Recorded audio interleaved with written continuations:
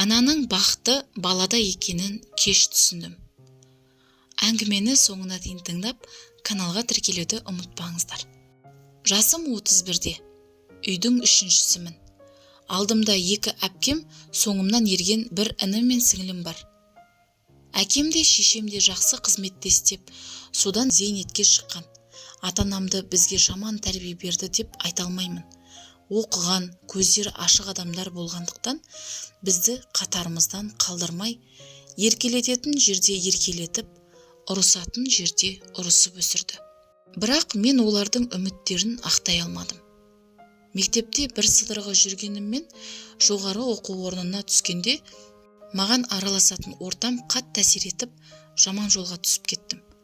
Ақша табудың оңай жолын іздеп, жеңіл жүріске салындым. Сабаққа да қатыспай, бағаны сатып алатын болдық. Өстіп жүргенде аяғым ауырлап қалды. Не істерімді білмей, басым қатып жүргенде, бірге жүрген құрбымның бірі әпкесінің бір құрбысы балаға зар болып жүргенін және жаңа туылған сәби болса асырап алатынын айтты. Содан көп уақыт өтпей-ақ құрбым мені әпкесімен таныстырды. Мен босанғанша сол үйде тұратын болдым. Бірақ баламды асырап алатын адамдарды мүлде көрмедім. Тек айтқанымды әкеліп беріп, мені еш нәрседен тарықтырмады. Құрбым да маған олар туралы тіс жармады. Бірақ бақуатты, жақсы тұратын отбасы екені көрініп тұр. Тіпті университетіме барып, оқу ақысын төлеп, деканмен сөйлесіп, мені жоқ деп белгілемейтіндей етіп кетіпті. Ауылдағы әке-шешем мұның бірін де білмейді. Қызымыз оқып жүр деп мәз. Алысқа мені іздеп келуге екеуінің де денсаулық жарамайды. Ал әпкелерім өз тұрмысымен, тіршілігімен әуре. Інім мен сіңлім мектеп қабырғасында оқиды. Содан бұл жөнінде еш нәрсе білген жоқ. 9 ай өтіп мен балпанақтай ұл баланы дүниеге әкелдім. Ауруханаға да алып бармай 2 медбикені әкеліп үйде босандырып алды. Одан соң 1 апта баламды емізіп жанында болдым. Босанатын уақытым жақындағанда баламды біреуге беруге қимай, аналық махаббатым ояна бастады. Бірақ ата-анамды, бауырларымды ойласам, ішімдегі баланы қазір алып тастап, ауылыма қайтқым келетін. Ал қолыма алып емізгеннен кейін бойымдағы бар қорқынышты жеңіп шығатындай болып, баламды ешкімге де бергім келмеді. Амал не?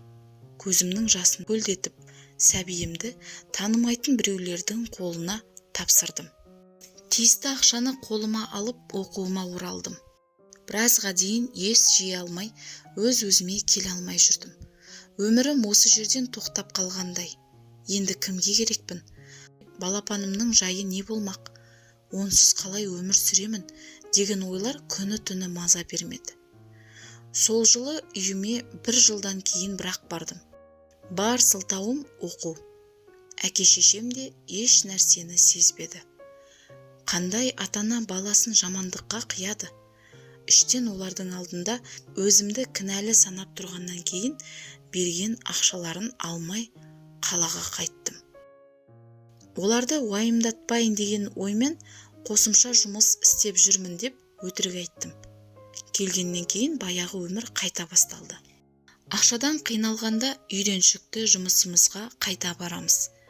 Өстіп жүріп, 2-ші рет құрсақ көтердім де, бұл жолы жасанды түсік жасату арқылы баланы алдырып тастадым.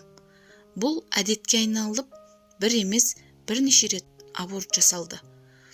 Содан жасым 28-ге келгенде бір жігітті айналшықтап жүріп, қармағыма ілдім. Тұрмысқа шығып алдым. Ол бір үйдің жалғыз баласы. Бұрын үйленбеген. Менен 3 жас кіші. Ата-анасы алғашында мені ұнатпағанымен, уақыт өте жақсы көріп кетті. Бірақ жалғыз ұлынан сарыла күткен бір немерені біз сыйлай алмадық. 4 жыл уақыт өткенде өзім бақытсыз болғанымен қоймай, өзгені де бақытсыз қылмайын деген оймен күйеуіммен ажырастым. Әрине, осы уақыт аралығында мен оған қатты бауыр басып қалғанмын. Оны ешкімге де қимаймын. Сол үшін де оның бақытты болғанын қалап, басын босаттым. Қазір мен күйеусіз, баласыз жалғыз өмір сүріп жатырмын. Әке шеше мен бауырдың орны бір бөлек, ал өз отбасыңның орны бір бөлек болады екен. Жалғыздықты жаныма серік еткеніме өзім ғана кінәлімін. Себебі барлығында өзім қолдан істедім. Ата-анамның тәрбиесінен деп айта алмаймын. Өйткені ол кісілер маған ешқашан жаман бол деген емес. Осындай лас жолды таңдап, перзентімді өзгеге беріп, 2-3 баламды қолдан өлтіріп, енді бір перзентке зар болып отырмын. Әр нәрсенің өтеуі болады деген осы шығар. Мен өткен өмірімде жасаған қателігімнің есесін қайтарып жатырмын. Бұған дейін мен әйелдің бақыты балада екенін түсінбедім. Ал енді бәрі тым кеш. Менің өмірім өзге қыздарға сабақ болып жасаған қателігімді қайта жасамаса екен деймін.